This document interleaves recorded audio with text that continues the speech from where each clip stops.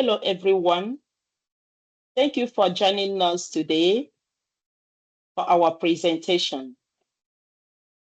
I and my group, we are presenting on a topic that looks at how substance use and intergenerational trauma intersect, and how this intersection contributes to negative health outcomes. Our case study is on indigenous community. My name is Okechukwu Ngozi Odinakachi, and my co-presenters, Gina Moyer. And I'm Kshitij Gaur. thank you for staying tuned and listening to us. We are going to look at how this happened, understanding these layers, factors helps explain why certain health disparities persist and why culturally informed approaches are essential. Let's look at the hidden cost for drug, tobacco, and mental health. Understanding how this substance use impacts mental well-being and the deeper roots of addiction in trauma and the systemic inequality. Because drugs and tobacco is not something that is cheap. It costs a lot. Now let's look at how the substance affects our brain, the side effect, negative effect of it. Number one, we are going to look at the initial use of substance or drug, like drugs like nicotine, that can trigger nicotine and drug trigger dopamine release, creating temporary happiness. That is happiness at the moment. One can feel relief from the stress, but it doesn't end there. It will go on to crash the brain, the mechanism of the brain. That is when the effect wears off, sadness and nervousness return, driving repeated use. When one depends on that, as in something to control stress on daily basis, that is when the brain adopts and requires the substance to feel normal at all times, leading to addiction.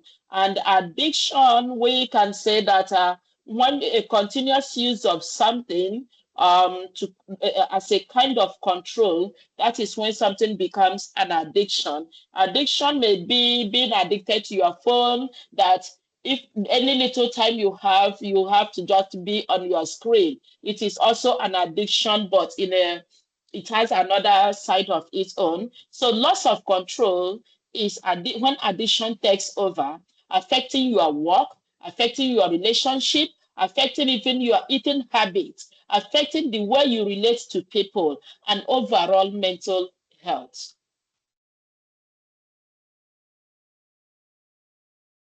The mental health toll, let's look at it, what it has caused people, or the side effect of it. We have anxiety and depression. Substance users are significantly more likely to experience these conditions due to altered brain chemistry. That is being referenced to World Health Organization, where we say that addiction means when a person cannot stop using a substance, even when they know it is bad for them. But all these things have happened. We need to look at how we can withdraw or how we can stop or help that person to reduce and stop using it. We'll do that by stopping the use. Okay, stopping use can cause nervousness, sadness, confusion at times. If I stop it, will I still go back to where and how I was before? And even hallucination, whereby somebody talking to him or herself with the stronger drug. It also has another side effect as unhealthy coping. Substances replace healthy stress management because you can control stress by taking deep breath. You can control stress by sleeping, most especially sleeping. But for you to worsen the mental health and creating destructive cycle is when one starts to take substance to control stress. As we have already said, that addiction is when one uses a substance to control the stress. So what should be our recovery method or possible ways for us to help one to recover? We can seek professional help. What are the professionals? You can see a doctor, a counselor, and support groups support groups who can provide essential guidance for recovery. A loved one also is important to help in the recovery processes. Then again, the brain and the body healing, because even when that person is stopping it, you have to work on your brain and how the body heals. So you have to help that person by taking or that is truth counseling. Quitting allows the brain to heal, stabilizes the mood, and improve clarity. So the healthy coping skills that we need to learn is to learn new stress management, maybe allow that person to sleep, whatever that will make that person to sleep, but not by giving that person inducing. No, you don't need to induce, but allow that person. Don't let anything that will trigger the person at the moment happen. Make sure the person is with a loved one. Make sure that is a way of learning how to control this stress. That is the stress management technique support long-term mental health. So at this point, I would like my colleague to continue from here. Thank you. Thank you so much, Ngozi. On this slide, I would like to focus on how substance use in Indigenous communities is strongly tied to intergenerational trauma rather than individual failure. First, trauma acts as a root cause. Many Indigenous families have lived through displacement, cultural loss, family separation, and abuse. These experiences don't disappear over time. They're passed down through disrupted parenting patterns, chronic stress, and changes to the way the brain copes with trauma. When people are carrying high levels of emotional pain without adequate support, substance use can become a way to numb or cope. This is not a personal weakness. It's a response to overwhelming stress and limited access to safe resources. Second, we have to acknowledge the role of colonial violence. The Indian Act, residential schools, and the 60s scoop disrupted Indigenous social structures, language, and cultural identity. These are not distant historical events. Many elders today were affected. These harms continue across generations. Colonial policies created long-term psychological distress and mistrust of Western institutions. This context helps explain why substance use and mental health challenges appear at higher rates. They're connected to systemic violence, not to Indigenous culture. Lastly, these experiences leads to major health disparities. Trauma is closely connected to poverty, housing instability, chronic disease, and social isolation. When healthcare systems are not culturally safe, Indigenous people are more likely to avoid care, be misdiagnosed, or face stigma. This creates a cycle where past harms shape present health outcomes. So the key point of this slide is that substance use is best understood as a public health response to trauma and colonization. Moving on to the evidence, research shows that trauma doesn't just affect emotional health, it also affects cognitive and neurological health across the lifespan. One significant finding from Crouch and colleagues in 2022, which you can see here on the left-hand side, is that 1 in 5 Indigenous adults over the age of 45 experience cognitive decline. This is much higher than the national average. Early life stress, racism, and chronic poverty contribute to this by creating elevated cortisol levels, inflammation, and a heightened allostatic load. Essentially, the body remains in survival mode for years, which affects memory, attention, and long-term brain health.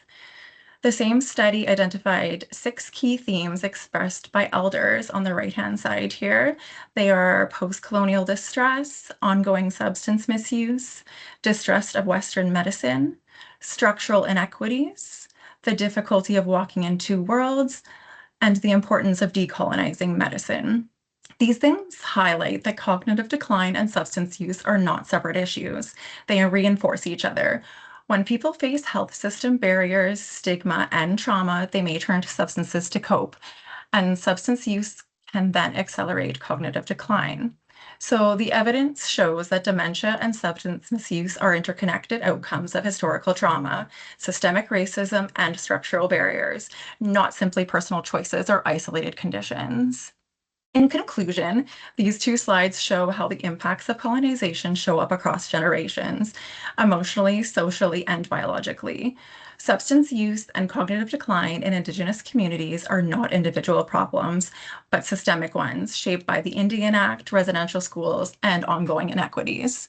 Recognizing these patterns allows us to shift from blaming individuals to understanding the broader forces that shape Indigenous health. My recommendation moving forward is that health and social service providers prioritize trauma-informed and culturally grounded approaches to care.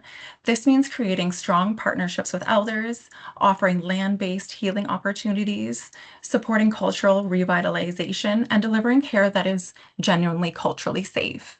Addressing the root causes, including colonial trauma and systemic racism, is essential for improving the long-term health outcomes and supporting healing for future generations. I'll now turn it over to Gore. Thank you. Hi.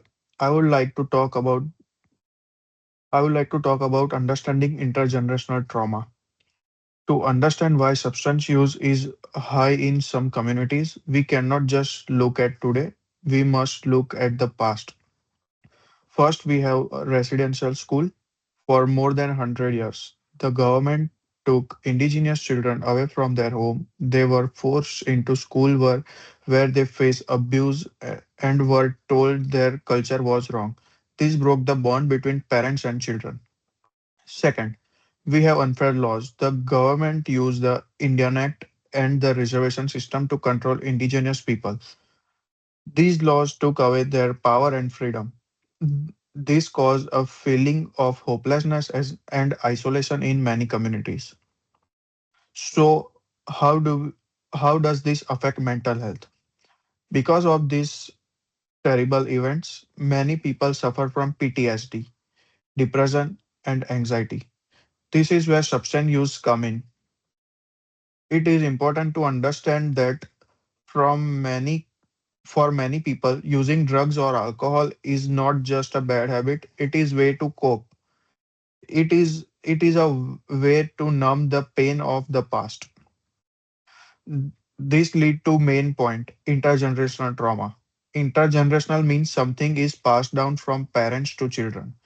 The trauma did not end when school closed. The pain was passed down physically and emotionally.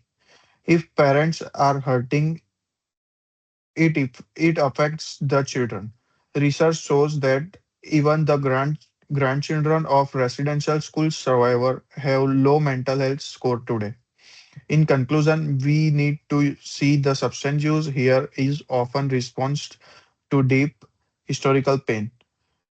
It is a cycle caused by history, not just a personal choice. Thank you.